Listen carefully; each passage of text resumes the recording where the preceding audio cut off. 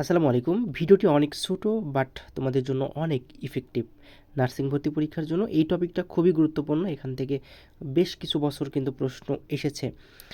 তো আজকে আমরা অভাবজনিত রোগ সম্পর্কে আলোচনা করব।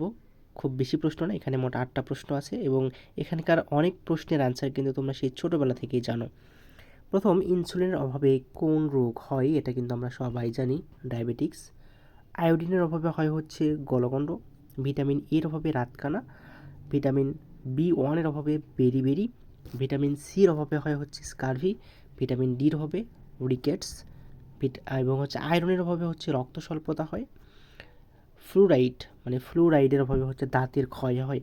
তো এই ভিডিওটা তোমরা একটু শেয়ার করে রেখে দাও, অবসর সময় দু একবার দেখে নিলেই কিন্তু এই 8টা প্রশ্ন থেকে যদি নার্সিং ভর্তি পরীক্ষায় প্রশ্ন আসে, সেটা তোমাদের ভুল হওয়ার সম্ভাবনা কিন্তু একদমই 0% চলে আসবে। আর তোমরা যারা কোচিং ছাড়া প্রস্তুতি নিচ্ছ, তোমরা চাইলে আমাদের এক্সাম ব্যাচে ভর্তি হতে পারো। আমাদের এখানে মোট 150+ পরীক্ষা হবে। মোট সাজেশন থাকবে 120+, মানে পিডিএফ সংখ্যা। সঠিক গাইডলাইন তোমরা এখানে পাবে। প্রত্যেকটা বিষয়ের জন্য আমরা আলাদা পিডিএফ দিব, আলাদা সাজেশন দিব, এবং এখান থেকে সবচাইতে যেই বিষয়টা তোমাদের জন্য গুরুত্বপূর্ণ সেটা হচ্ছে 80+ প্রশ্ন তোমরা কিন্তু আমাদের এক্সাম ব্যাচ থেকে কমন পেয়ে যাবে। সো যারা ভর্তি হবে স্ক্রিন দেওয়া নাম্বার যোগাযোগ করতে পারো।